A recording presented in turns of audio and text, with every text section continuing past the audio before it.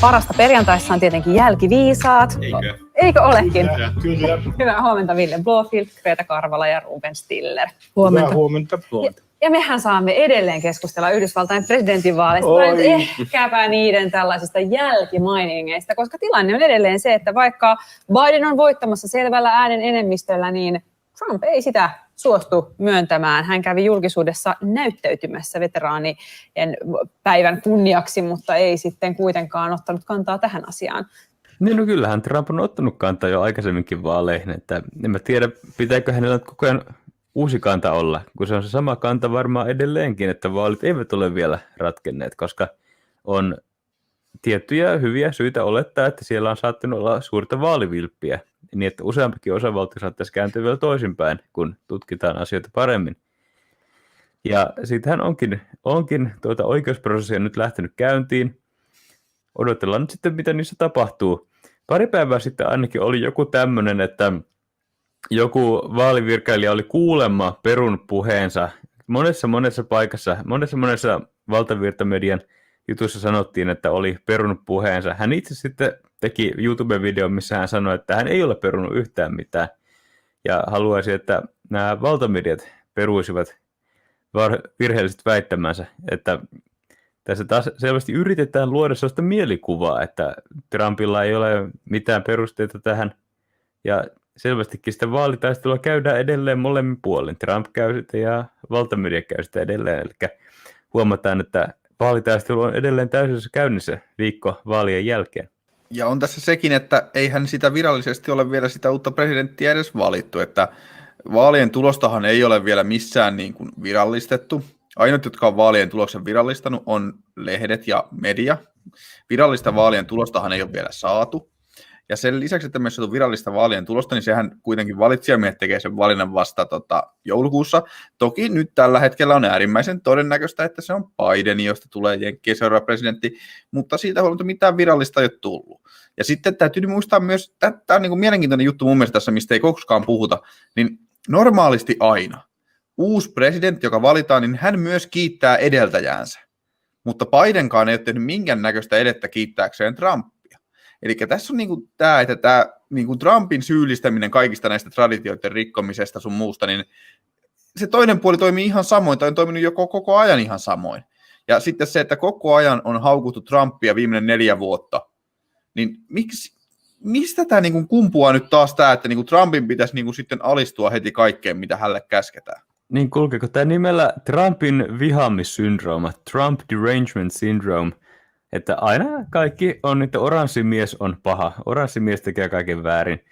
Just tuossa pari päivää sitten puhuttiin siitä, kuinka John McCain aikanaan, kun hän hävisi vaalit, niin se oli aivan mahtavaa, kuinka hän suoraan kiitti hyvästä vaalitaistelusta Obamaa ja antoi sitten ilman sen kummemmitta puhetta presidenttiyden hänelle. Että nyt Trumpin ikään kuin pitäisi tehdä samalla tavalla. Tosin siinä välissähän on tapahtunut kaikenlaista muutakin, että demokraatit esimerkiksi vuonna 2016 eivät lopettaneet vaalitaistelua, vaan sitä vaalitaistelua käytiin sitten seuraavat 4 vuotta, että onko Putin nyt valinnut USA-presidentin ja yritetään saada pois legitimiteetti Trumpilta hänen valintansa jälkeen. Että näistä ei tietenkään enää puhuta mitään, kun Müllerin raporttihan aivan selvästi sanoi, että Trump ei ole tullut Venäjän informaatiovaikuttamisen kautta valituksi. Että Venäjän informaatiovaikuttaminen, jos se on saanut mitään aikaa, niin korkeintaan ehkä 1000 äänestäjää saanut muuttamaan mielensä. Siinä kaikki. Niin, jos Venäjän vaikuttausta oli, niin tähän oli tämä Hillaryn puolelta löytyi näitä juttuja ja kaikkea muuta vastaavaa. Että tämähän on niin kuin ihan naurettavuuden huippu, että syytetään Trumpia, niin kuin, että se olisi pelkästään Venäjän avustuksella päässyt. Ja sitten tässä on aina näissä tämmöisessä vaalivaikuttamisessa täytyy muistaa se, että totta kai kaikki ulkovallat haluaa vaikuttaa kyseisen maan. Niin sitähän Suomen mediakin yrittää tehdä, että ne yrittää vaikuttaa amerikkalaisten vaalitulokseen uutisoimalla mitä mottipäisemmin Trumpista koko ajan. Että siis tämä on ihan normitoimintaa, että ulkovallat yrittää vaikuttaa siihen, ja kaikki kampanjointi yrittää vaikuttaa ihmisten niin kuin äänestyskäyttäytymiseen. Ei se ole millään tavalla niin kuin väärin, että joku yrittää vaikuttaa ihmisten äänestämiskäyttäytymiseen. Niin tuo on myös erinomainen pointti, että Euroopassahan mediat haukkuu aina republikaaneja, ja ylipäätäänkin se on johtanut siihen, että ehkä noin 10% eurooppalaisista, tai ehkä hyvällä lukulla 20% eurooppalaisista kannattaa republikaaneja ja loput sitten demokraatteja. Ja se on mielenkiintoista, kuinka se ero on niin suuri. Mä veikkaan, että se johtuu siitä, että koska eurooppalaiset eivät elä Amerikassa, niin he eivät sitten joudu tekemisiin sen politiikan kanssa, mikä siellä on. Niin sen takia täkäläisen median on helpompi luoda tiettyä kuvaa, tiettyä narratiivia, että siellä on se yksi hyvä puolue ja sitten yksi paha puolue. Siitä se varmaan johtuu, ja tämä on tietysti myös vaikuttamista, aivan kuten sanoit, mutta ehkä se on sitten sitä parempaa vaikuttamista. Vähän niin kuin vasemmiston väkivalta on parempaa väkivaltaa, niin tämä on sitten sitä parempaa propagandaa. Siitä ei tarvitse puhua mitään. Mutta vaikka teidän avioliitto jaksaisi odottaa sinne tammikuun 20. päivään tätä muutosta tapahtuvaksi, niin jaksaako koko muu maailma? Nimittäin sinne tammikuun loppuun on pitkä aika. Jos miettii, että mitä Trump on tehnyt, hän on myllännyt siellä puolustushallinnon nimityksiä ja tekee vahvasti presidentillisiä toimia tässä nyt sitten taas suhteessa noihin kiinalaisiin yhtiöihin, toisaalta estää Bidenia pääsemästä sellaiseen ulkoministeriön tietoon, mihin aikaisemmin nämä presidentit ovat sitten nämä valitut päästäneet. Niin mitä tässä ehtii tapahtua? Millaisia seurauksia tällä että hän itse ei halua myöntää tappiotaan, niin voi olla? Ei mitään vaikutusta. Tämähän on ihan normaali toimenpide, että presidentti vaihtuu silloin, kun se vaihtuu. Koskaan Amerikassa presidentti ei vaihdu sinä päivänä, kun ne vaalit on ollut, koska siinä menee vielä kuukausi vähintään siihen valitsijakokoukseen, ja sitten menee sinne tosiaan tammikuun loppupuolelle, että se presidentti vaihtuu. Tämä on ihan normaali käytäntö Amerikassa, ei mitään erikoista. Ja sama juttu on sitten tässä, että esimerkiksi Obama teki jos vaikka mitä temppuja tämän viimeisen 2 kuukauden aikana ollessaan presidenttinä, en nyt muista kaikkia, mutta muistaakseni antoi syytesuojaa ja vapautti vankeja, ja jos vaikka minkä näköisiä keplotteluja tässä viimeisessä 2 kuukaudessa. Tämä on ihan normisetti, ei mitään erikoista Amerikan politiikassa. No eihän se ole, se on aivan sama juttu kuin tosiaan Obama teki, juuri niin kuin sanoitkin, mutta koska Trump tekee sen, niin se täytyy olla paha asia. Mutta nyt vaihdamme aihetta. Puhumme kotimaisesta nuorisoväkivallasta. Tämä keskusteluhan lähti liikkeelle siitä, kun Helsingin Sanomat teki jutun, se julkaistiin tiistaina, ja siinä sanottiin, että poliisi ja useat viranomaiset ovat erityisen huolissaan 100-150 pääosin pääkaupunkiseudulla asuvan nuoren joukosta. No sitten tässä nyt on perattu sitä, että mitä se joukko tarkoittaa, kuinka yhtenäisiä nämä nuoret ovat, minkälaisia taustoja heillä on. Ja kyllä kun tätä keskustelua on katsonut, niin on kyllä ihmetellyt sitä, että miten vaikea meidän on puhua tästä ilmiöstä, meidän on vaikea puhua niiden nuorten taustoista, kuinka paljon siellä nyt sitten on maahanmuuttajataustaisia, ja ketä saa sanoa maahanmuuttajataustaiseksi ja ketä ei. Minä en nyt oikein edes osaa. Haluan kysyä teiltä tämmöisen ihan perinteisen jälkiviisas kysymyksen, että mitä tästä kaikesta pitäisi ajatella teidän mielestä? En tiedä, mitä pitäisi ajatella, mutta Minä tiedän, mitä tästä kaikesta pitäisi ajatella. Tästä kaikesta pitäisi ajatella yksinkertaisesti vaan ja ainoastaan se, että aina kun meille toitotetaan, että Ruotsissa on ongelmia, me teemme asiat toisin kuin Ruotsissa, meille eivät samat ongelmat tule, niin se on valehtelua, ja meille on tulossa ne aivan täsmälleen samat ongelmat kuin Ruotsista, mitä tulee tämän humanitaarisen maahanmuuttosekoilun seurauksena. Ihan sama jengiytyminen tulee, raiskauskulttuuri on tullut, naisia halventava kulttuuri, kaikki tämä on tullut meille Ruotsista aivan suoraan, ihan samalla lailla. Ja niin tulee jatkuun tulevaisuudessa niin kauan, kun me tehdään kaikki asiat samoin kuin mitä tekee länsinaapuri. No sehän on juuri näin. Asiat tapahtuu suorastaan kellon tarkkuudella, mitä tähän asti on tapahtunut.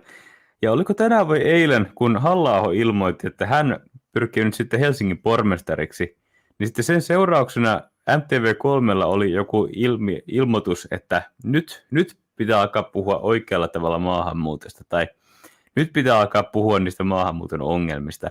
Mikä on tietysti teatteria, koska eihän nykyäänkään siitä aio puhua sen kummemmin, mutta oli mielenkiintoista kuulla, että nyt tätä hetkeä on varottu pitkään. Tätä hetkeä on yritetty välttää 15 vuotta.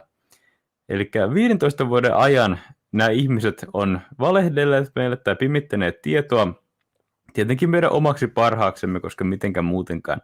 Meidän parhaaksemme meiltä on pimitetty tietoa 15 vuoden ajan ja oikeasti tosiaankin paljon pidempääkin kuin vain 15 vuotta. Mutta minulle herää ainakin kysymys, että mitä muuta tietoa sitten on pimitetty? Jos kerran maahanmuutosta on meidän parhaaksemme pimitetty tietoa näistä siis rikostaustoista, rikosprosenteista eri etnisyyksien tai kansallisuuksien välillä, niin mitä muuta tietoa meiltä on sitten pimitetty meidän omaksi parhaaksemme?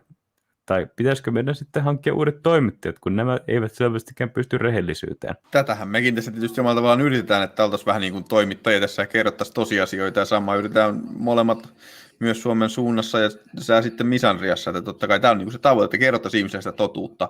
Mutta kyllähän tässä on niin kuin se, että 2014 vai koska se oli näin löyhiä kaveriporukoita ja tämä koko ajan tämä sama touhu on jatkunut. Mutta nyt jostain syystä Helsingin Sanomat vaan teki tämmöisen virheen, että ne meni ja uutisoi tästä. Mä en tiedä miksi, mutta jostain syystä Helsingin Sanomat tästä uutisoi. Tämä on niin kuin mun mielestä se kaikkein ainoa iso mielenkiintoinen kysymys tässä on se, että miksi Helsingin Sanomat näki tarpeelliseksi juuri nyt uutisoida tästä aiheesta. Koska tämä juttu on ollut sieltä 2014 vuodesta asti, milloin tästä viimeksi on uutisoitu, niin koko ajan tiedossa, että tämmöistä tapahtuu. Nämä löyhät kaveriporukat pyörii Helsingissä, pahoinpitelee ihmisiä ja ryöstää omaisuutta.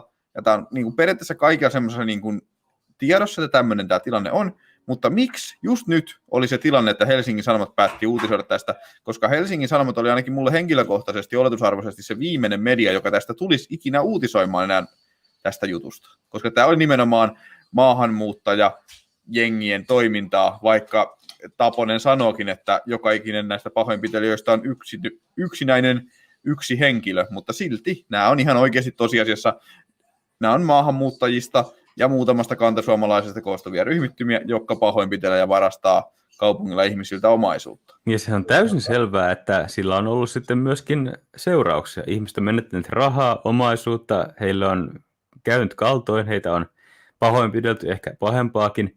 Ja kuka kantaa vastuun siitä, että näitä asioita on piiloteltu niin, että ihmiset eivät ole voineet varoa vaikkapa liikkumista keskikaupungilla, jos olisivat tienneet, että siellä on vaarallisia jengejä tai vaikka vaarallisia maahanmuuttajajengejä. Minkä takia heille ei kerrottu ja kuka kantaa vastuun siitä, että ikään kuin meidän omaksi parhaaksemme meiltä on nyt sitten pimitetty tätä monille ihmisille tärkeää tietoa.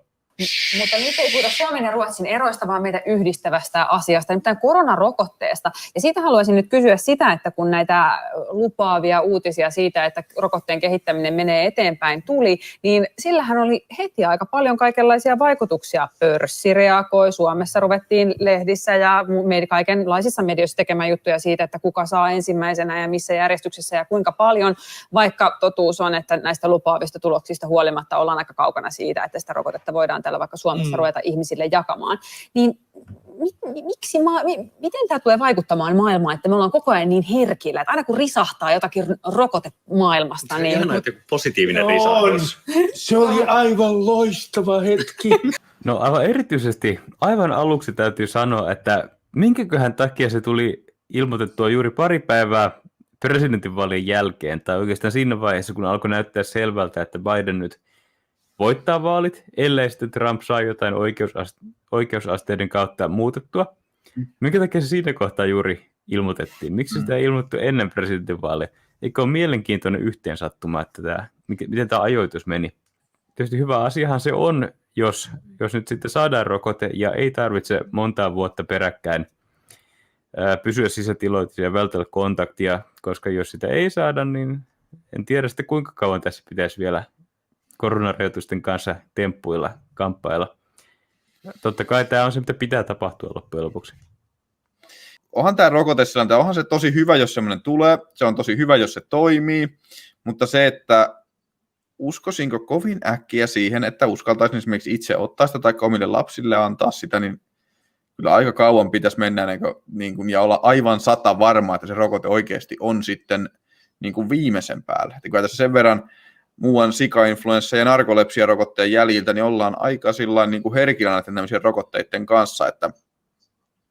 Ja se, että poistuuko tämä sitten omaa aikaansa muutenkin tämä korona, en tiedä, mutta se, että nämä pörssikurssit lähti heti hirveäseen nousuun kaikki, niin sehän nyt on ihan normaalia pörssin toimintaa, että pörssissä se näyttää siltä, että on tulossa koronarokote, niin se näyttää siltä, että nyt voidaan tästä ruveta tekemään taas kauppaa ja kaikki normalisoituu, niin pörssikurssit lähtee ylöspäin. Ihan normisetti. Niin se on selvää, että jos koronarokote nyt tulee, niin sitten lockdownit loppuu ympäri maailmaa ja totta kai se tulee sitten lisäämään taloudellista aktiivisuutta. Ja mä muistan kuitenkin, että Trumpkin, oliko ensimmäisessä vai toisessa vaaliväittelyssä, hän tiesi jo sanoa konkreettisen aikataulun, että parissa viikossa tulee rokotteet tai jotain tämän tyyppistä hän sanoi. Ja siinä mä mietin, että miten hän noin lyhyellä tähtäimellä rupesi sanomaan jotakin, mutta ilmeisesti hän tiesi sitten, että ne oli loppusuoralla nuo asiat ja näinhän ne sitten olikin. Ja kyllä mä luulen, että siinä tarkoituksella vähän viivyteltiin, jotta Trump saataisiin näyttämään huonommalta vaaleissa, että ihmiset pelkäävät, että Trump ei tee tarpeeksi ja niin edelleen. No, joka tapauksessa on hieno juttu, että se kuitenkin tulee pikkuhiljaa ja ehkä tässä pikkuhiljaa päästään sitten normaaliin elämään. Tässä oli meidän tämän viikon jälkiviisaat. Onko Eliaksella vielä jotain vai laitetaanko me tältä viikolta pillit pussiin ja lähdetään kohti viikon loppua ja katsojat lähtee kohti maanantaita? Tilatkaa kanava ja yläpeukuttakaa tai vaikka alapeukuttakaa, jos siltä tuntuu. Kunhan peukutatte. Ei muuta kuin se on moi.